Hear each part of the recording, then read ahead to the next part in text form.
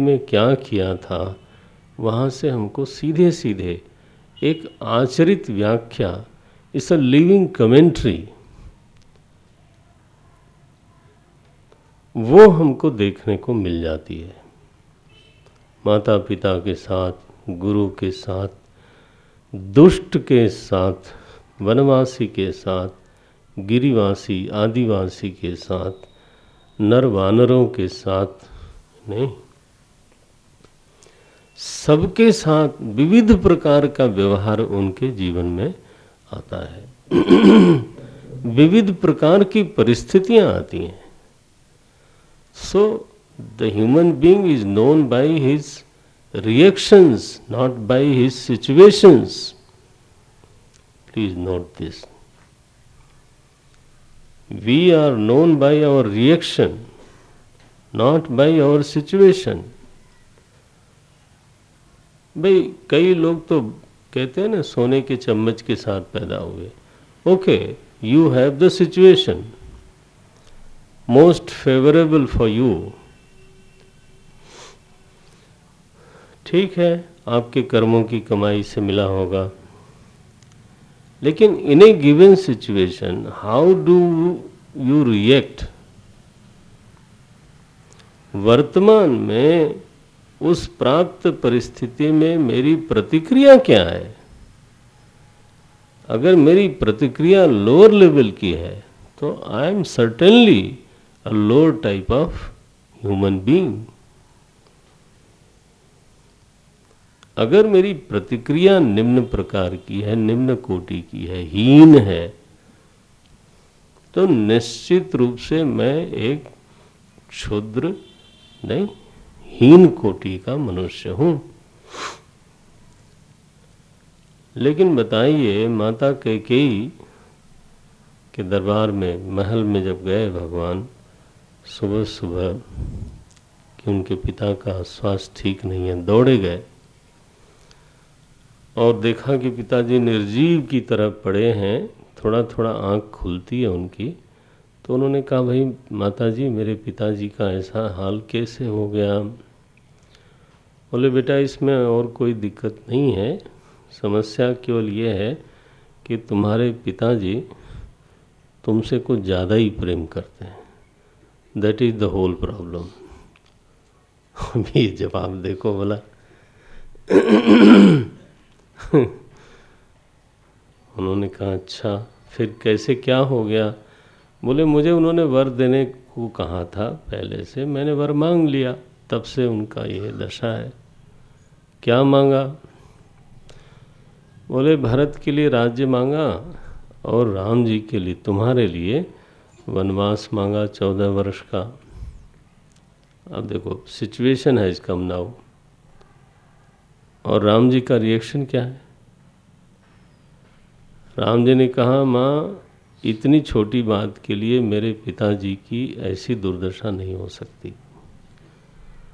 कोई बड़ी घटना घटी हो, कोई बहुत बड़ी बात हुई हो, तो वो भी आप संकोच मत करो, मुझको बता दो। कैकेयी को समझ में नहीं आता कि अब मैं क्या बोलूं। सबसे कठोर बात तो मुझे बोलना था, वो बोल दिया मैंने। राम जी पूछते, नहीं इससे भी कोई बड़ी बात हुई होगी, वो भी आप हमको बता दो। This is the reaction. Ram ji अपनी परिस्थिति के लिए नहीं पहचाने जाते, राम जी अपने प्रतिक्रिया के लिए पहचाने जाते हैं। परिस्थिति तो उनकी ऐसी भी थी कि जमीन पे सोना पड़ा, नहीं, परिस्थिति तो ऐसी है कि दोने में पानी पीना पड़ा। परिस्थिति ऐसी है कि पेड़ के नीचे सोते हैं, और परिस्थिति ऐसी है कि राजमहलों में रहते हैं। तो परिस्थितियां तो किसी भी मनुष्य की एक रस नहीं रहती, but the level of my response towards the situation is real identity card of myself, real ID. मैं क्या हूँ मेरी प्रतिक्रिया बताती है। तो वो कहाँ से हाईएस्ट लेवल ऑफ रिस्पॉन्सेस कहाँ से सीखा जाए? तो सोर्स ऑफ मर्यादा जिसको बोलते हैं वो क्या है? वो मैगजीन है आजकल की, या न्यूज़पेपर है, या चैनल्स हैं, या सीरियल्स हैं। मैंने सुना कोई एकता जी बनाती हैं सीरियल, उसमें अनेकता की बात बहुत करती हैं। मैंने घर को बिगाड़ने का काम, सारा वैल्यू सिस्टम उसने हिला दिया। और हमारे अम्मा लोग भी जम के देखती हैं सीरियल पे सीरियल, मौका मिला तो सीरियल ब्लास्ट करती हैं। अरे भैया कृपा करो। जो हमारे भीतर गवर्निंग एलिमेंट है उसका नाम है value system.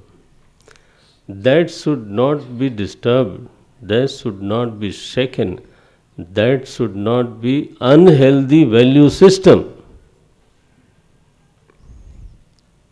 The source of values are Ramayan व महाभारत, भागवत। वहाँ से हमारे वैल्यूज़ हमारे जीवन में आते हैं, आने चाहिए। और अभी तो भगवान की कृपा है, अभी भी हमारे वैल्यूज़ का सोर्स वही है, अखबार और मैगजीन और सीरियल नहीं है। नो, वो हिंदुस्तान की पहचान है भाई। ओम नारायण। इसलिए उनको बोलते हैं मर्यादा पुरुषोत्तम। तो अवतार एक गंभीर नहीं बल्कि सृष्टि की गंभीरतम घटना है। यदा यदा ही धर्मस्य ग्लानिर्भवति, धर्मस्य ग्लानिर्भवति माने हमने कोई रीति रिवाज का पालन नहीं किया, ऐसा नहीं, हल्के से नहीं लेना।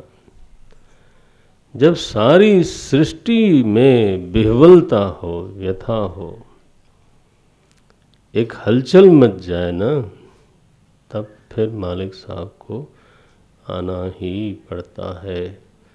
सो केवल भगतन हित लागी।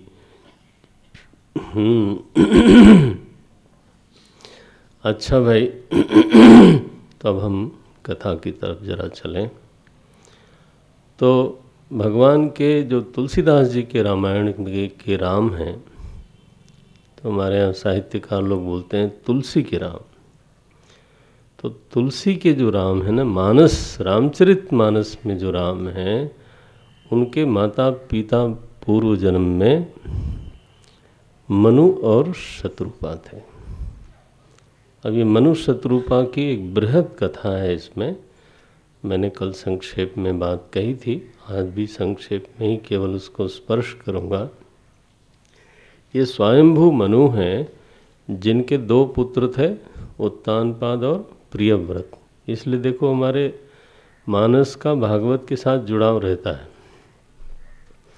3 पुत्रियां थीं मनु महाराज की, देवहूति, प्रसूति और आकुति। ये देवहूति ही हैं जिनके पुत्र थे भगवान कपिल। तो उत्तानपाद के ही वो पुत्र हैं जिनका नाम है ध्रुव। देखो आप, प्रियव्रत हैं, उनके पुत्र, उनके वंश में आते हैं बाद में भगवान ऋषभ। तो ऐसा तो उज्जवल वंश है मनु महाराज का, फलता फूला पूरा परिवार है, सभी लोग समृद्ध ऐश्वर्य संपन्न हैं। लेकिन मनु महाराज के हृदय में चौथेपन में वैराग्य का प्रखर प्रकाश हुआ। यहाँ बोलते हैं, एक दिन बैठे थे मनु महाराज और मन में सोचते हैं कि मेरा जीवन तो धर्मपूर्वक गया है, मैंने जीवन में सत्कर्म किया, तो धर्म का फल है वैराग्य, ऐसा शास्त्रों में कहा गया। धर्मते विरति, धर्म से वैराग्य होना चाहिए। मैंने संयम करने से, कर्तव्य का पालन करने से एक तो संयम का सुख मिलने लगता है, और दूसरे जो कर्तव्य है, कर्तव्य पालन है, उसका एक खास सौंदर्य है। कर्तव्य पूरा हो करके छोड़ देता है आपको, इच्छा पूरी हो करके आपको छोड़ती नहीं।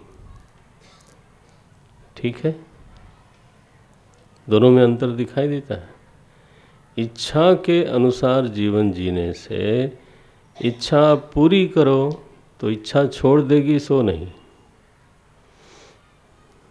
इच्छा पूरी होकर के बढ़ जाती है उल्टा होता है।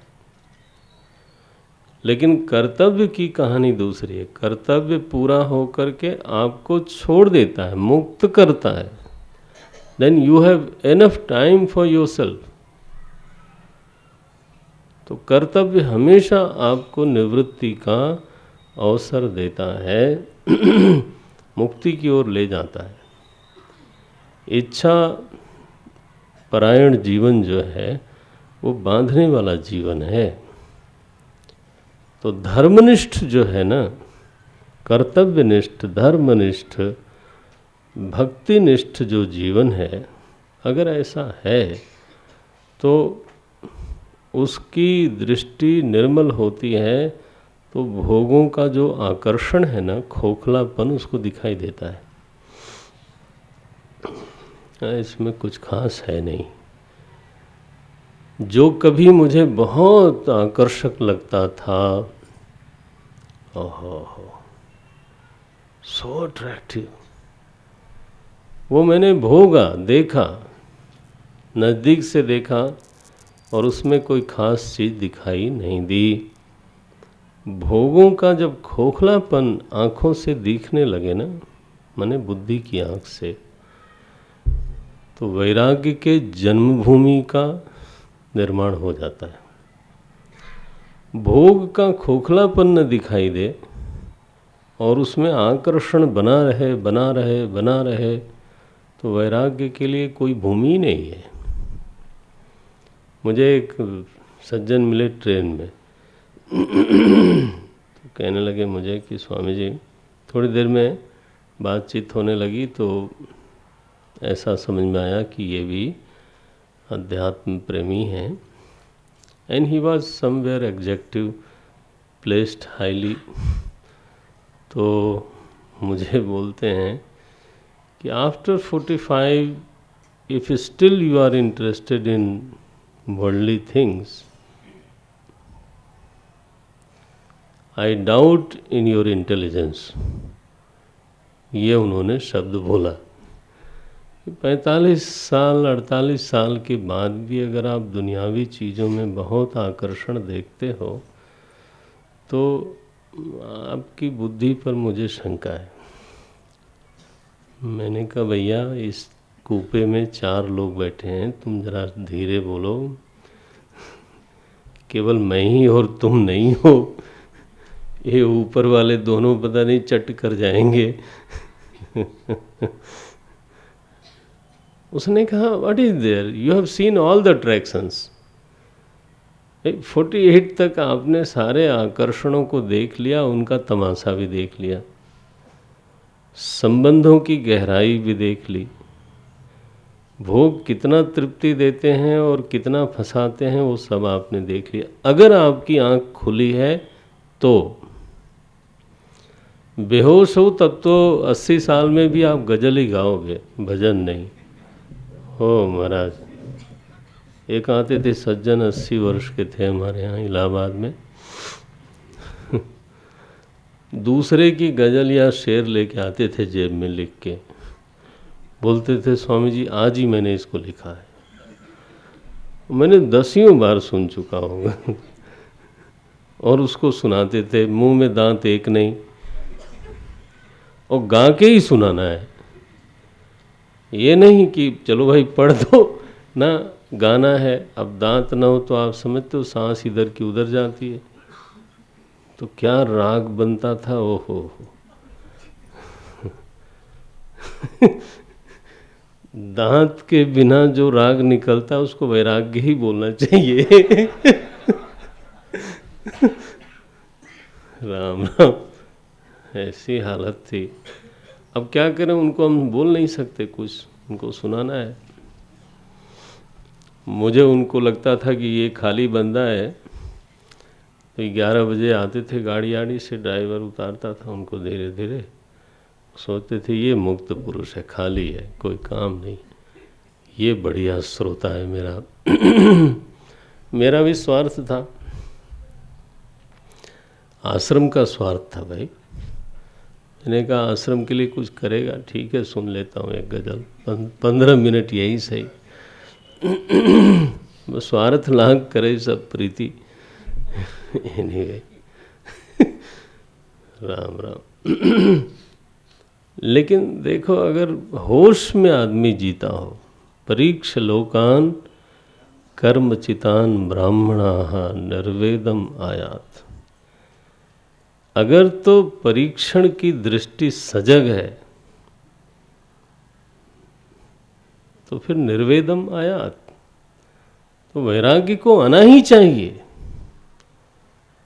मनु महाराज बोलते हैं, अब देखो कई बार लोग सोचते हैं परिस्थिति बिगड़ती है तब वैराग्य आता है। मनु महाराज की परिस्थिति बिगड़ी हुई है, उनसे बेहतर परिस्थिति किसकी होगी? 2 लड़के, 3 लड़कियां, सभी अपने अपने ऐश्वर्य में हैं, सारी समृद्धि घर पे है, सब कुछ है, लेकिन मन में एक दिन बैठे बैठे बोलते हैं होई न विषय विराग। 142वां दुआ है। ये मनु महाराज का वाक्य तो मैं आपको सुनाई दूं कि भगवान के माता पिता बनने लायक लोग कौन थे। खुली आंख से होशो हवास में जीने वाले लोग थे। ऐश्वर्य से राग विराग नहीं होता, राग विराग भीतर की चीज़ है।